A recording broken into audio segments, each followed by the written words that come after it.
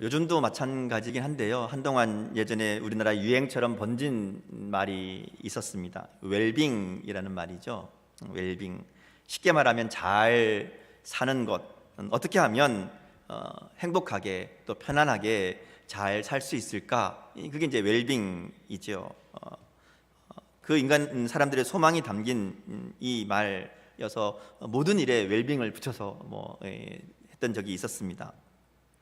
근데 잘 사는 것만큼 또 중요한 일이 있죠. 잘 죽는 일입니다. 그래서 웰빙이란 말이 유행하면서 함께 나온 말이 웰다잉이라는 말이 있었습니다.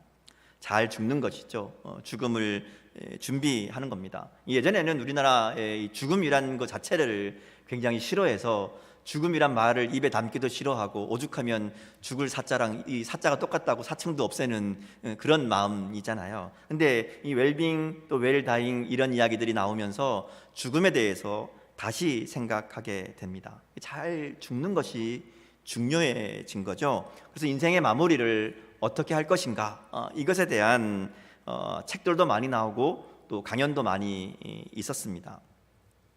그런 책들 중에 하나가 2008년에 나왔던 살아있는 날의 선택이라는 책입니다. 제가 이 책을 기억하는 이유는 이 책에 나와 있던 한 문장 때문에 그렇습니다. 삶은 선물이고 죽음은 선택이다. 이런 말이 있었어요. 죽음을 피할 수 있다는 얘기가 아니라 죽음이 선택이라 그러니까 죽을 수도 있고 안 죽을 수도 있고 이런 말이 아니라 죽음은 누구에게나 다가오지만 어떤 죽음을 맞이할지는 우리가 선택할 수 있다. 그런 의미입니다. 여러분 아시는 얘기지만 노벨 문학상을 받았던 버나드 쇼라는 사람의 묘비에는 아주 특별한 문구가 적혀 있다고 그러죠. 이렇게 적혀 있습니다. 우물쭈물하다가 내 이럴 줄 알았지. 죽음이란 것이 그렇게 갑자기 준비 없이 찾아올 수 있다 하는 얘기죠. 미처 준비하지 못한 죽음을 재미있게 작가답게 표현한 그런 묘비명이지만 우리에게 많은 생각을 갖게 하는 그런 말입니다. 어떻게 하면 잘 죽을 수 있을까? 죽음을 잘 준비할 수 있을까? 가장 중요한 것은요, 우리가 누구인지를 기억하는 겁니다. 내가 누구인가? 우리의 삶은 말 그대로 하나님께 선물로 받은 것들이지요. 그리고 언젠가는 하나님께로 돌아가야 될 존재임을 잊지 않는 겁니다. 그러면 잘 살 수 있고 잘 죽을 수 있습니다. 선물로 주신 이 땅의 삶을 하나님이 보내신 뜻을 따라 살기 위해 최선을 다해서 살아가고 또 하나님 부르실 때에 그 부르심 앞에 서야 되는 존재임을 잊지 않고 살아가야 된다는 것이죠. 그래서 죽음을 잘 준비하는, 언제가 될지 모르지만 분명히 주님이 나를 부르실 텐데 그때 내가 준비되어 있도록, 그래서 이 땅 가운데 삶을 정리하는 일들을 많이 이야기합니다. 그래서 유언장을 미리 써보라고 그러든가, 혹은 나중에 죽음 다음을 생각해서 장기 기증 서약을 하기도 하고요. 또 어떤 분들은 이제 나중에 이제 병들고 그러면 의식이 없어질 때 그럼 연명 치료를 할 거냐 말 거냐 이런 것들을 미리 약속하기도 합니다. 죽음을 준비하는 여러 방법이지요. 근데 죽음을 준비한다는 것은요, 이렇게 어떻게 죽는가를 준비하는 것만이 아닙니다.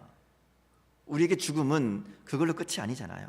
우리는 죽음 이후에 영원한 삶이 있습니다. 오늘 우리에게 들려주시는 예수님의 이야기가 바로 이 얘기를 들려줍니다. 우리는 누구나 이 땅의 삶이 끝나고 죽음을 통해 하나님 나라의 새로운 삶, 영원한 삶을 살게 될 터인데, 그런데 그 나라의 삶을 살기 위해서는 이 땅에서 우리의 삶이 준비되어야 한다 하는 것이죠. 그게 지혜로운 것이다, 이렇게 말씀하는 겁니다. 오늘 예수님께서 제자들에게 한 가지 이야기를 들려주시죠. 우리가 흔히 불의한 청지기, 또 옳지 않은 청지기의 비유로 알고 있는 이야기입니다. 사실 이 얘기 많이 듣긴 했는데요, 이해하기는 어려운 말씀 중에 하나입니다. 이 옳지 않은 청지기를 칭찬했다 하는 이 말이 안 되는 상황 때문에 그렇습니다. 이어지는 말씀들도 마찬가지로 그 의미를 파악하기 어려운 내용들이 좀 있습니다. 그래서 더 집중해서 잘 이야기를 들어야 한다는 것이죠. 우리 주님 이야기를 한번 들어볼까요? 어떤 부자에게 청지기가 있었습니다. 이 청지기가 주인의 소유를 낭비한다 하는 얘기가 주인에게 들린 거죠. 말하자면 이 주인과 청지기는 같이 있는 게 아니라 멀리 떨어져 있는 것 같아요. 주인이 아마 함께 없기 때문에 청지기한테 재산을 맡기고 멀리 가 있었는데, 근데 청지기가 일을 제대로 하지 않고 주인의 것을 낭비한다는 소문이 주인에게 들린 겁니다.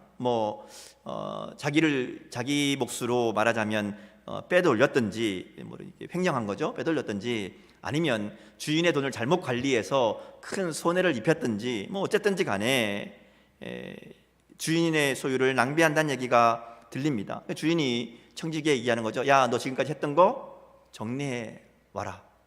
정리해 봐라. 그리고 너 이제 그만둬라.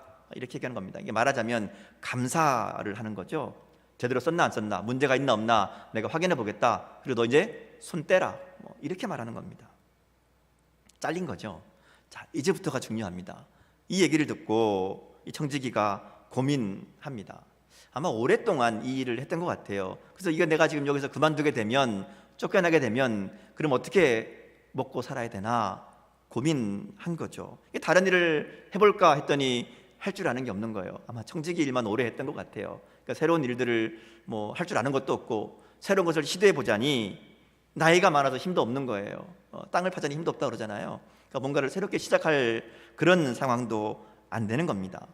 그래서 고민하다가 생각해낸 방법이 주인에게 빚진 자들을 불러다가 그 빚을 좀 깎아주는 거죠. 그러면서 자비를 베풀고 난 다음에 내가 나중에 그들에게 좀 도움을 받을 수 있도록 그런 거리를 좀 만들어 놓자. 말하자면 나한테 신세를 지게 해서 나중에 그 신세를 갚을 수 있도록, 그래서 내가 그들의 도움을 좀 얻어보자라는 그런 마음을 먹게 되죠. 그리고 그 일을 진행합니다. 이렇게 보면 이 사람 참 나쁜 사람입니다. 그렇죠? 주인에게 들린 소문 앞에 적극적으로 해명하지 않는 거 보면 진짜인 것 같아요. 어쨌든지 간에 손해를 입힌 게 맞는 것 같습니다. 자기가 빼돌렸든지 손해를 받든지 어쨌든 주인의 것에 손해를 입힌, 낭비한 잘못을 저지른 사람입니다. 또 해고 통보를 받은 다음에 그러면 잘 이제 그동안 손해 입혔던 거 다 다시 채워놓고 이렇게 해서 마무리를 잘하면 그나마 괜찮겠는데, 한술 더 떠서 주인에게 있었던 재산들에게 더 큰 손해를 입히죠. 문서를 위조합니다. 그리고 주인의 몫을 깎아내서 나를 위한 것으로 돌려놓습니다. 장부를 위조하고 자신을 위해 주인의 몫을 줄이는 일을 한 거죠. 그러니까 주인 입장에서 보면 더 큰 손해를 입힌 겁니다. 자, 그런데 이제 여기서 문제가 발생을 하죠. 이런 청지기를 일을 지혜롭게 하였으므로 주인이 칭찬했다. 주님이 이렇게 말씀하는 겁니다. 여기서부터 우리가 이제 좀 혼란이 오는 거죠. 아니, 이게 분명히 나쁜 짓인데, 잘못한 일인데 왜 주님께서 이 일을 지혜롭게 했다라고 칭찬하실까 하는 겁니다. 더군다나 이 비유의 결론으로 말씀하시는 그 다음 말씀은 더 이해가 어렵습니다. 8절 하반절에 보면 이렇게 옳지 않은 청지기를 주인이 칭찬했다고 말하면서 뭐라 그래요? 이 세대의 아들들이 자기 시대에 있어서는 빛의 아들들보다 더 지혜롭다. 이렇게 말씀합니다. 어떻게 이 옳지 않은 청지기의 일을 칭찬한 것일까? 주님이 이 세대 사람들이, 이 세대 아들들이 더 지혜롭다고 말한 것은 또 무슨 의미일까 하는 것이죠. 표준 세번역 성경으로 보면 이 구절을 이렇게 번역합니다. 이 세상의 아들들이 자기네끼리 거래하는 데에는 빛의 아들보다 더 슬기롭다, 이렇게 번역합니다. 그러니까 말하자면 세상의 방법으로, 세상의 편법으로 사는 것이 바르고 정직하게 사는 것보다 더 지혜로워 보인다, 이런 의미입니다. 그들은 온갖 수단을 동원해서 자기들의 이익을 지키고 끝까지 살아남는다는 것이죠. 사실 세상 일이 그렇잖아요. 잘 속이고, 좀 약은 사람들은 손해 안 보고 성공하고, 좀 착하고 또 순진하게 법대로 지킬 거 다 지키는 사람들은 늘 손해보고 당하는 것이 현실이잖아요. 그렇다고 해서 주님이 우리도 세상에 손해보지 않기 위해서 세상 사람들처럼 똑같이 지혜롭게, 말이 지혜로운 거지, 잔머리 굴리고 편법을 동원해서 그렇게 살아라, 그렇게 말씀하시는 걸까? 예수님 무엇을 우리에게 말씀하시는 걸까요? 예수님이 이 얘기를 왜 제자들에게 하고 있는지를 우리가 생각해 보아야 됩니다. 누가복음 16장에 보면 두 가지 이야기가 있어요. 오늘 우리가 읽은 이 이야기와 또 조금 넘어가면 부자와 거지 나사로의 이야기가 있습니다. 이 중간에 보면 나오는 이야기는 물질과 관련된 이야기입니다. 그러니까 결론적으로 보면 누가복음 16장에서 말씀하시는 오늘 이 이야기는 물질의 사용과 관련되어 있습니다. 부자와 거지 나사로의 이야기도 마찬가지였고 옳지 않은 청지기의 이야기도 마찬가지입니다. 오늘 이 이야기에서 예수님이 말씀하시는 것은 어떻게 하면 청지기처럼 지혜롭게 일을 처리하고 위기를 극복하고 이런 이야기를 하시는 게 아닙니다. 다른 사람에게 손해를 끼치는 일이 있어도 남의 것 갖다가 내가 위조하고 빼앗아서라도 나의 미래를 준비해라, 노후를 준비해라, 이런 얘기는 더더욱 아니죠. 이 청지기를 주님은 분명히 옳지 않은 청지기라고 얘기합니다. 그렇죠? 옳지 않은 청지기라고 얘기해요. 이거는 주인의 것을 낭비한 것이나 장부를 새로 쓰게 한 것이나 옳은 일이 아니라는 의미입니다. 지혜롭게 처리하면 잘못된 일을 해도 괜찮다는 얘기는 더더욱 아니죠. 이 얘기를 통해서 우리가 기억할 것은 이 청지기가 왜 이런 일을 했는가 하는 겁니다. 그는 청지기 자리에서 쫓겨날 경우에 자신과 좋은 관계를 맺은 사람들을 통해서 자기가 나중에 이 어려움을 이겨낼 수 있을 것이라고, 자기를 맞아줄 것이라고 생각했다는 것이죠. 주님이 지혜롭다고 얘기하시는 것은 이겁니다. 자기 형편에서 최선을 다해서 자기의 미래를 준비한 겁니다.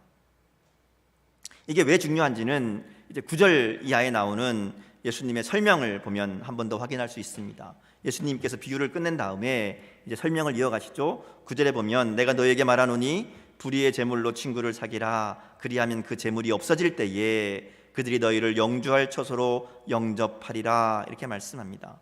말하자면 이 청지기는 재물을 가지고 사람의 마음을 산 겁니다.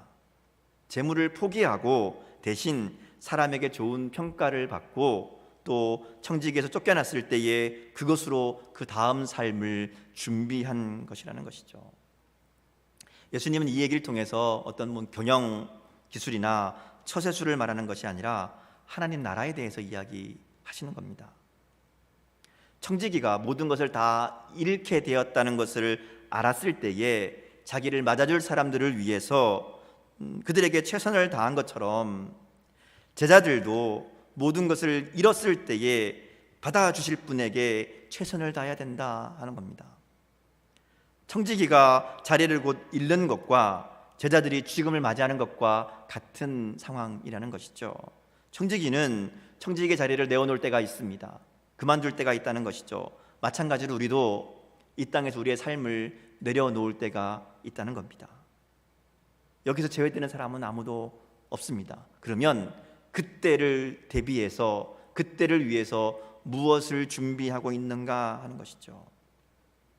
그래서 오늘 비유의 요점을 정리해 보면 마지막 날을 바라보고 오늘 현실에서 그것을 준비한 이 청지기의 자세가 지혜롭다 하는 말입니다. 불의한 청지기는 해고당할 위기에 처하게 되자 정신을 차리고 자신의 미래를 준비합니다. 근데 그 준비한 방법이 지혜로웠다 하는 거예요.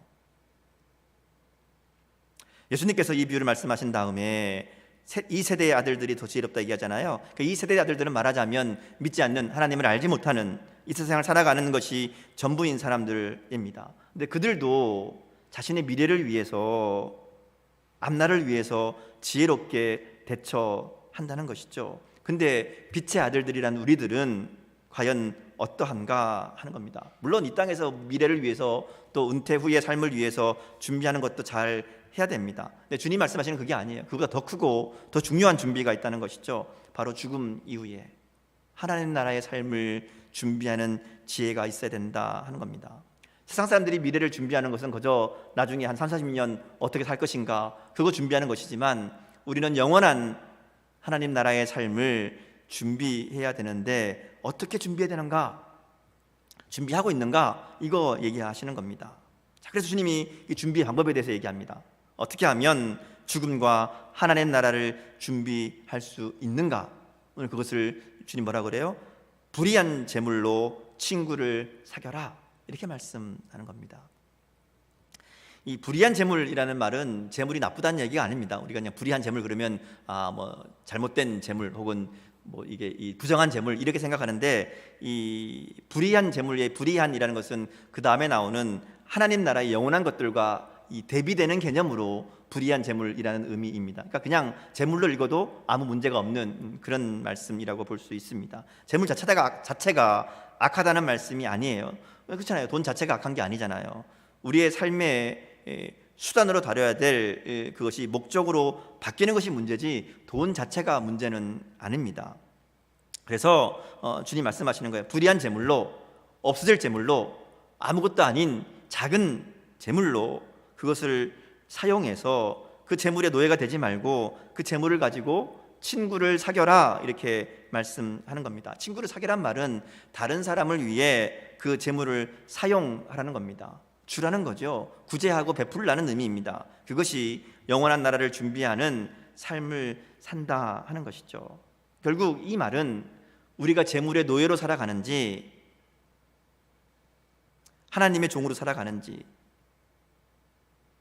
또 돈을 쓰고 안 쓰고의 문제가 아니라, 돈을 얼마나 많이 벌고 못 버는가의 문제가 아니라 돈을 어떻게 사용하는가에 달려 있다라는 얘기입니다. 본문의 청지기는 돈과 소유를 자기의 삶을 위해서, 남은 인생을 위해서, 그리고 사람들을 위해서 사용했다 하는 것이죠. 돈이 목적이 아니었다는 겁니다. 내가 이제 은퇴할 거니까 돈을 더 많이 긁어 모아야 되겠다, 이렇게 준비한 게 아니라는 거예요. 그 돈을 통해서 사람들의 마음을 바꾸려고 했다는 것이죠. 그가 이전에는 잘못했는지 모르지만 그 순간에는 돈에 매달린 것이 아니라 돈을 필요한 사람들에게 주는 것을 통해서 친구를 사귄 거죠. 돈의 노예가 아니라 돈을 관리하는 돈의 매니저가 된 겁니다. 그리고 돈을 초월하는 모습을 보여준 거죠. 주님이 지혜롭다게 하신 것은 바로 이 부분입니다. 재물을 사용하는 목적을 그가 바로 알았다는 것이죠. 재물을 어떻게 사용하는 것이 맞는 것인지를 비로소 알았다 하는 겁니다. 자, 그러면 어떻게 하는 것이 지혜로운 청지기와 같이 우리 인생을 지혜롭게 준비하는 것일까? 이제 10절부터 13절까지 예수님이 그 얘기를 들려주십니다. 10절부터 13절까지 말씀을 보면 예수님이 계속해서 이 두 가지를 대비해서 말씀하시죠. 10절에 보면 작은 것과 큰 것이 있고요, 11절에는 불의한 재물과 참된 것이 나옵니다. 12절에는 남의 것과 나의 것이라는 것을 비교해서 이야기하죠. 여기서 지극히 작은 것, 불의의 재물, 남의 것이라고 이야기하는 것은 우리가 세상에서 누리고 있는 재물, 물질을 의미합니다. 이 땅에서 우리가 가지고 있는 돈, 또 우리가 가지고 있는 지식, 우리가 가지고 있는 지위, 여러 가지 모든 우리가 가지고 있는 모든 것들, 그것을 의미합니다. 그런데 그것이 하나님 앞에서 우리가 이후에 받게 될 것에 비하면 너무나도 작고 보잘것없는 것이라는 것이죠. 불의한 것이고 남의 것이라는 겁니다. 만일 이것을 지금 나의 것인 것처럼 움켜쥐고 있다면, 그것이 전부인 것처럼 그것을 붙잡고 있다면, 남의 것이 아니라 내 것처럼 생각하고 살고 있다면, 그러면 우리가 불의한 청지기와 다를 바 없다 하는 것이죠. 사실 그것은 언젠가 하나님이 요구하시면 오늘 청지기가 그 자리를 놓고 떠나가야 되는 것처럼 우리에게 있는 것들은 다 내려놓고 떠나야 되는 것들이라는 것이죠. 그래서 이 말씀을 정리해 보면 이 세상에서 재물을 소유하고 지식을 가지고 권력을 가지는 것은 다 하나님이 맡겨주신 것이라는 거예요. 청지기라는 겁니다. 이 세상에서 그것을 그래서 바르게 사용하는 것이 영원한 재물과 영원한 지식과 영원한 권력을, 영원한 것들을 가지게 되는 기준이라는 겁니다. 이 땅의 것들을 어떻게 사용하는가, 우리에게 있는 작은 것들에게 어떻게 사용하는가에 따라서 영원한 것을 맡기실 것이다. 우리가 작은 것에 충성하면, 이 땅에 있는 물질을 바르게 사용하면 그럼 우리에게 영원한 것들을 주실 것이다. 그런 말씀이라는 것이죠. 그래서 오늘 주님이 말씀하시는 10절에서 13절 말씀은 우리에게 지금 이 땅 가운데 주어진 재물이나 또 시간이나 우리가 가지고 있는 이 소유들을 내 것이 아닌 줄 알고 하나님의 것인 줄 알고 그러기에 하나님의 뜻대로 바르게 잘 사용하는 사람에게는 하늘의 보화를, 하늘의 참된 것들을 맡기실 것인데, 반대로 그렇지 못하면 이 땅의 재물을 목적 삼고 이 땅의 것들이 전부인 것처럼 내 것처럼 그렇게 마음에 품고 살아가면 하나님 보시기에 그것은 작은 것에 충성되지 않은 것이다 하는 것이죠. 작은 것에 불의한 겁니다. 그러면 누가 참된 것으로 너에게 맡기겠느냐, 이렇게 말씀하시는 거예요.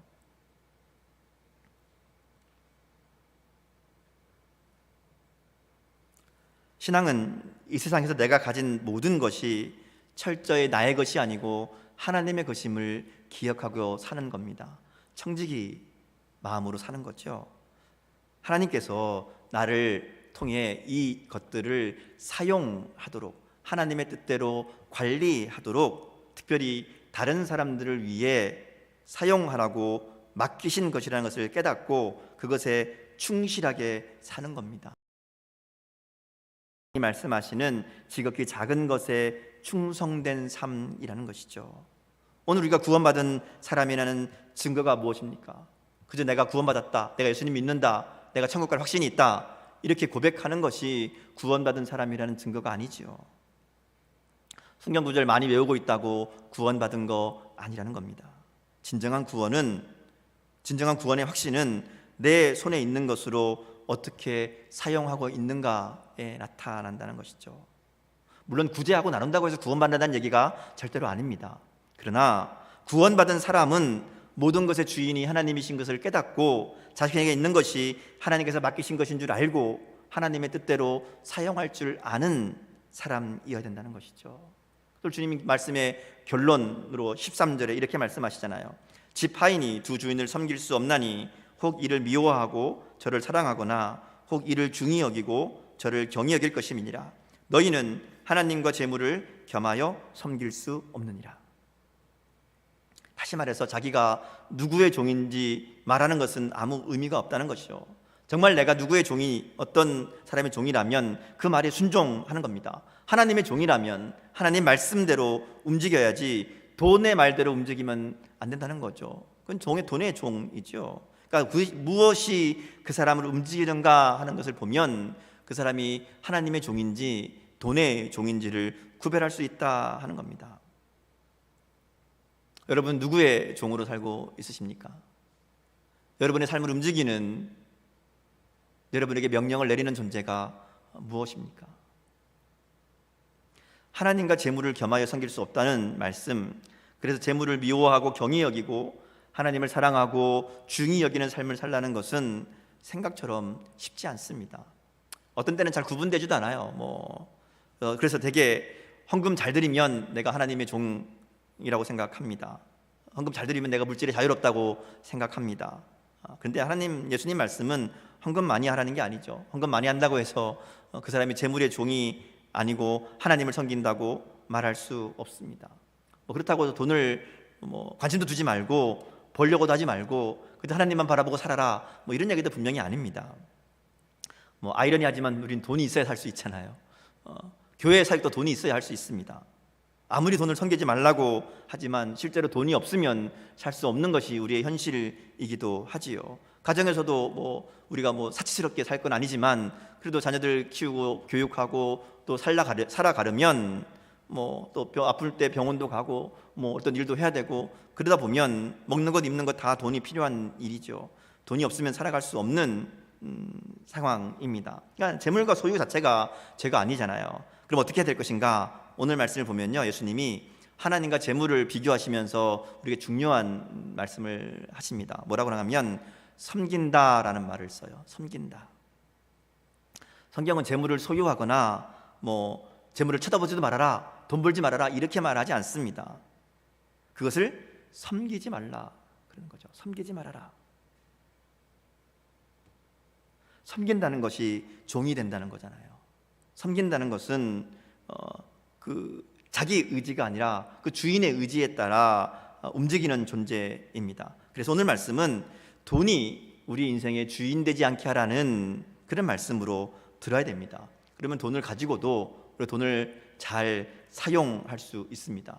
돈을 소유하지만 지배받지 않는 것이 가능하지요. 나가서 돈을 다스리는 삶을 살 수 있습니다. 돈이 주인이 아니라 우리가 돈의 주인이 되는 겁니다. 하나님이 우리의 주인이시기에 우리가 그 돈을 하나님의 뜻대로 사용할 수 있게 된다는 것이죠. 오늘 이 옳지 않은 청지기가 지혜로웠다라는 얘기를 들은 것은 바로 그 돈을 다스렸기 때문에 그렇습니다. 결국 재물의 종이 되는 것이 아니라 재물을 다스리는 방법은 내가 주인이 아님을 분명히 아는 데서 시작합니다. 우리는 각자 삶의 자리에서 열심히 일하고 또 돈 벌고 성공하고 그래야 됩니다.